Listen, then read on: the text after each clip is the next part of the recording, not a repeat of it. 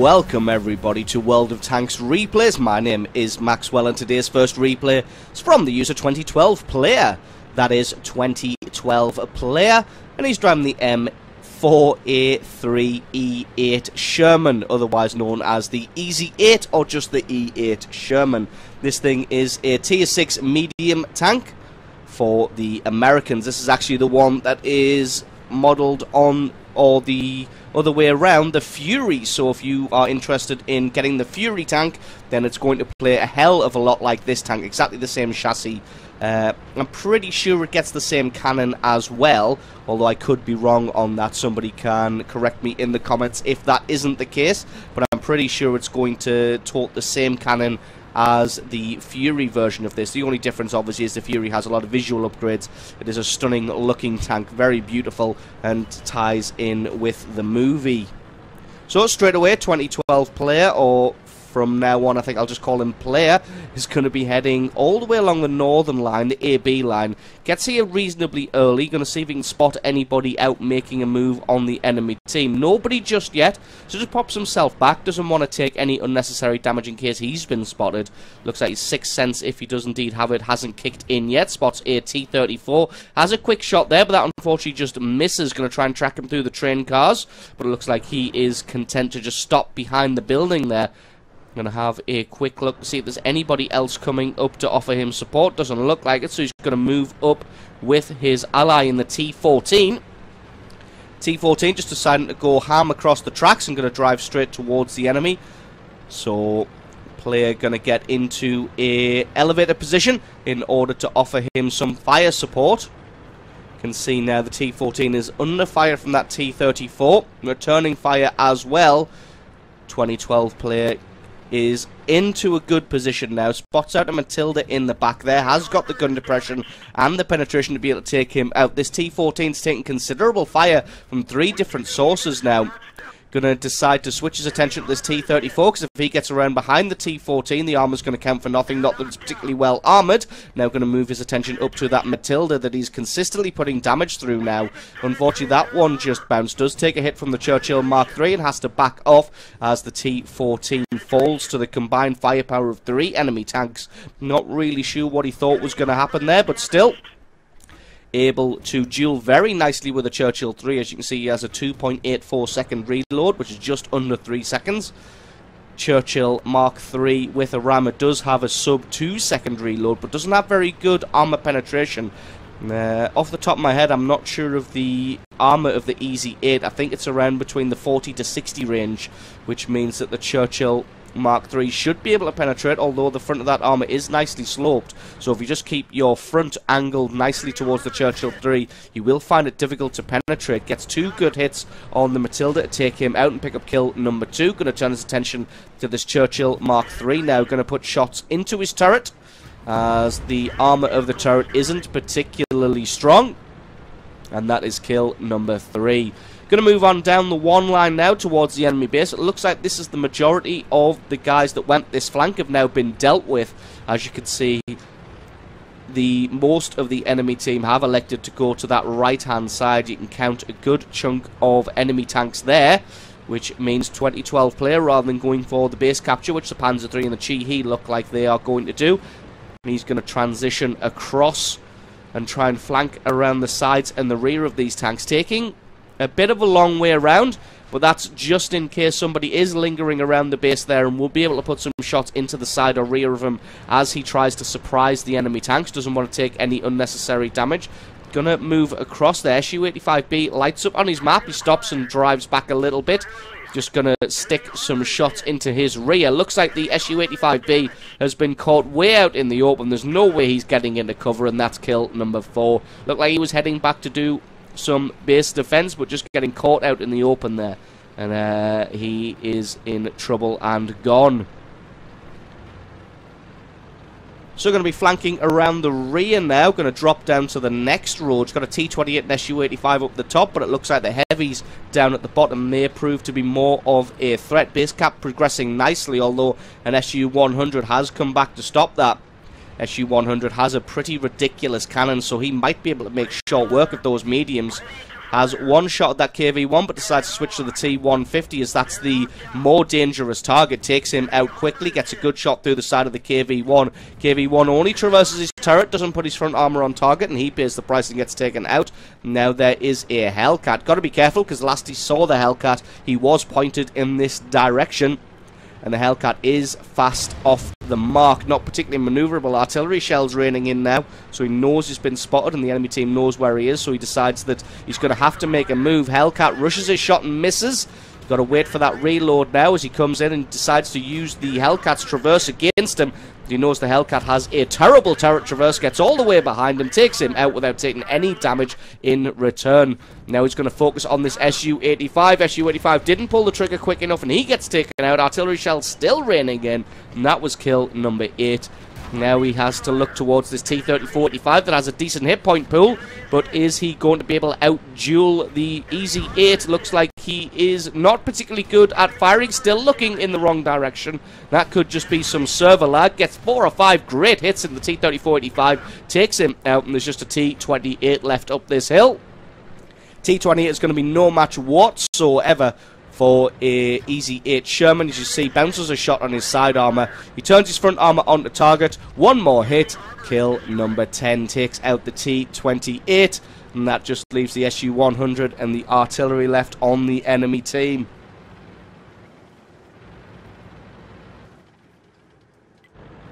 Having a quick little look there to see if you can see the Su-100. Looks like he is behind cover. And we're just going to speed this one up a little bit because the artillery has now been taken out. And that just leaves the Su-100 in the base. Going to be making a slow approach towards the base. Doesn't want to take any surprise damage. If this Su-100 can catch him off guard and get the first shot in, that's going to be curtains for 2012 player. As the Su-100 does have that 122mm cannon that is able to do a crazy amount of damage with a decent amount of penetration. It'll sail right through the Sherman's armor and take him out of this battle. Moving slowly, using the houses as cover, waiting for the Matilda to advance up as well. Looks like the grill is taking up a position and pre-aiming on the base. And like I said, I think he thinks that the Su-100 is going to be somewhere in this area, using the houses as cover, playing it very careful. Still waiting for the Matilda, although the Matilda is very, very slow. We've still got 6.5 minutes on the clock. Finds the Su-100. He's hiding in the bush behind the cap circle. Has a shot, only scores a critical. And now they play the waiting game. If he can wait out the Su-100 until the Matilda arrives, they're going to be able to come at him from 2 different directions, and then that will be all she wrote for the Su-100. Artillery shells rain in. I think the Su-100's probably going to have to make a move now, as he knows this Matilda's going to be closing in from one side and the artillery's already landing. He can't really stay in the same position. 2012 player just thinking about having a look to that right hand side in case the Su-100 had advanced along that line. But it looks like he may still stubbornly be refusing to leave his corner. He thinks that he's maybe ducked to the right-hand side. Got to be careful, though, because like I said, if this Su-100 catches him off guard, he's going to be able to end his game. And what a game it's been so far. He's been spotted, which means the Su-100 still in this area somewhere. Takes out the building. There's the Su-100. He's finally making a move out of the bush. Got to advance forward. Off the mark. This tank isn't the fastest. Gets one great shot through the side of the Su-100. Now he's got the building as cover. If the Su-100 is firing AP shells and may be able to go through the building, takes out the building, and that's going to be all she wrote. There's no way he's going to reload in time. 2012 player picks up the final kill for 11 total kills. 3 and a bit thousand points of damage, and an absolutely awesome game played there, showing off his skills in the Easy 8 Sherman, wreaking havoc on the enemy, transitioning from the one flank on the left hand side to come around behind and to the side of the enemy, catch them all off guard and pick up a whole ton of damage and kills. So awesome replay there from 2012 player. Thank you very much for sending that one in. Don't forget to stick around, because as always there is another game coming right up. And our second replay today is from the user Rubric. That is Rubric, and he's driving the ARL 44 on a standard battle on Ensk. ARL 44 being a tier 6 heavy tank for the French. Sticking with the tier 6 theme today. This tank is a little bit different to the standard heavy tanks that you get sort of further along the line for the French. Obviously this one doesn't have an auto loader, but then none of the lower tiered ones do. It's a little bit of an unusual shape, has pretty nice sloping on the front of the tank there, as you can see. Pretty beefy turret, and it comes with a decent cannon as well. And this thing plays like any other tier 6 heavy that can just bully people around. Finds a Churchill 1, has a shot at him, unfortunately ricochets. That was a little bit unusual and unexpected. Not going to bother to side scrape, as he does have those ridiculously large tracks, and side scraping this tank isn't very effective, but he is able to get a shot through the front of the Churchill 1. Churchill 1 hasn't got finally does have the penetration to get a hit back in return. But the Churchill 1's not going to have the best of this exchange, although Rubric doesn't want to take damage for free that he could avoid. KV-85 comes up as well. He has his shot and fluffs it. Now it's up to Rubric to come further forward. Takes more damage from that Churchill 1, but the Churchill 1 gets taken out, and that's a quick kill number 1. And advance forward now. There are some tanks making their way down the train lines here. SU-100 saw that he fired, so he's going to pop himself out and have a nice shot on the SU-100. Get straight through his armor for a kill number 2. And the enemy team is concentrating their forces on the center and that right-hand side, which means the guys on this left-hand side are going to have to push through fairly quickly. The Allied team looks like they're concentrating their forces on camping.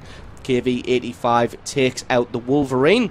Rubric going to come forward, finds the enemy KV-85, doesn't want to have a snapshot at him just in case, going to set himself up to do a little spot of side scrape, and as you can see, he's got to do it at a really sharp angle because of those huge tracks of this tank, so not getting much luck out of this one. Finds a Panzer, gets a great shot at him, but takes some damage in return. Luckily, it's not loads of damage, and he's able just to weather that one. Going to sit here and wait, going to try and get a shot on him as he comes back around the corner, which indeed he does.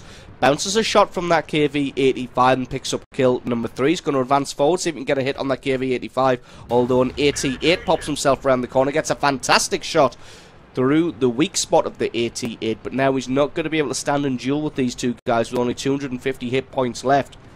Doesn't want to stand and duel with an AT-8 and a KV-85, so he's going to leave his allied KV-85 to hold their attention while he tries to sneak around the side here. Luckily, I think the allied KV-85 reads the situation. He stays put, like I said, to hold the attention. Enemy team battling well on that right-hand side and in the center. Rubric gets himself around the corner just a little bit further up, and he should be able to get some damage through the side of that AT-8 or the rear of the KV-85. Elects to go for the AT-8. It's that thing pointed forwards is the most dangerous tank. ELC AMX comes flying around the corner. He seemed to distract the KV-85 momentarily, and he fluffed his shot, only able to put it through the tracks.